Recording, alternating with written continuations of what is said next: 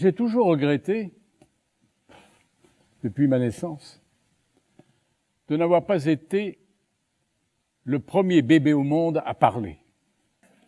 En rentrant de l'école puis du collège, j'aimais beaucoup jouer avec mon copain, Petit Larousse. Les dictionnaires sont les meilleures agences de voyage du monde. Ma première déclaration d'amour a été pour Henriette. Je lui ai dit « Henriette, je t'aime ».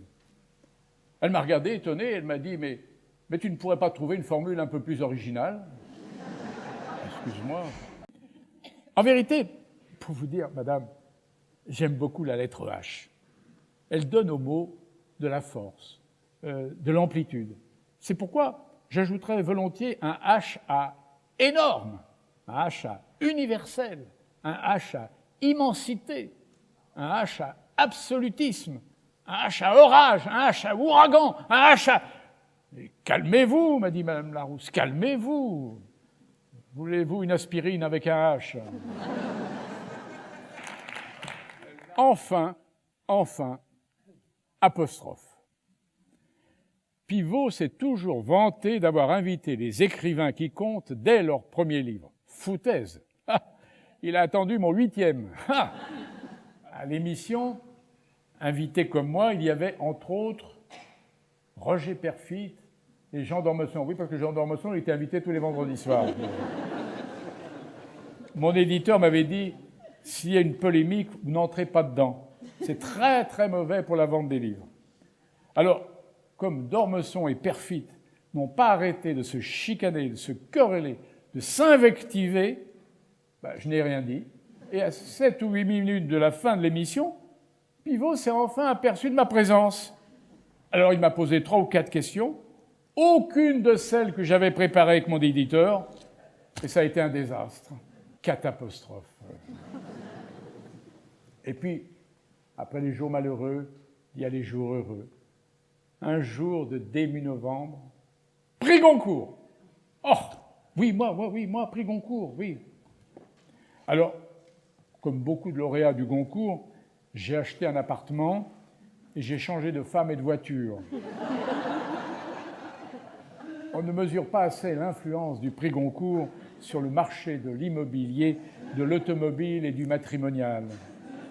Mais tous ces jolis mots qui respirent le bonheur de vivre ne doivent pas nous faire oublier d'autres mots pour la défense desquels des millions d'hommes et de femmes sont morts depuis l'aube des temps.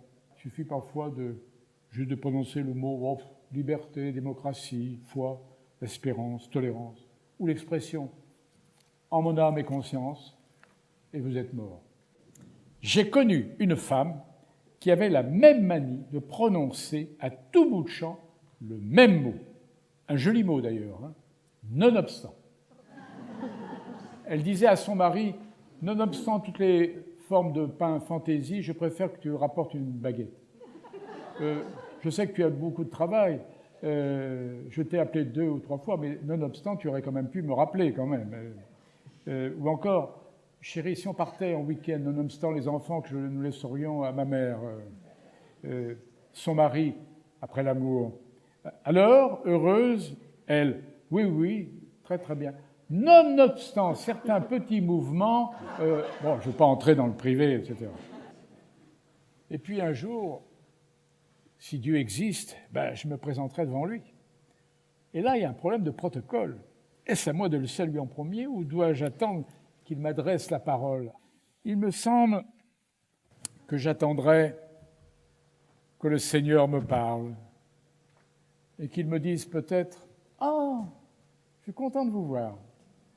Éclairez-moi sur un point d'orthographe. Tous ces mots qui se terminent par « ou » et qui prennent un « x » au pluriel, bijoux, cailloux, chou, genou, hibou, joujou, pou. Est-ce que, selon vous, on peut leur ajouter le mot « ripou » Seigneur, oui, Seigneur, oui, vous pouvez ajouter un X à ripou. Et même, si vous le permettez, Seigneur, même à tripou. Dieu est intelligent et bon, mais Dieu a un peu vieilli. C'est pourquoi il me dira, à moi, à ma grande surprise, « Soyez le bienvenu, Patrick Modiano. Tous les prix Nobel de littérature ont leur ticket d'entrée au paradis. » Ah, les Goncourt, non. Les Goncourt, il y a du bon et du moins bon, il faut faire le tri. Mais les prix Nobel de littérature. Et c'est ainsi que, confondu par Dieu avec Modiano, j'entrerai au paradis. Ainsi soit-il.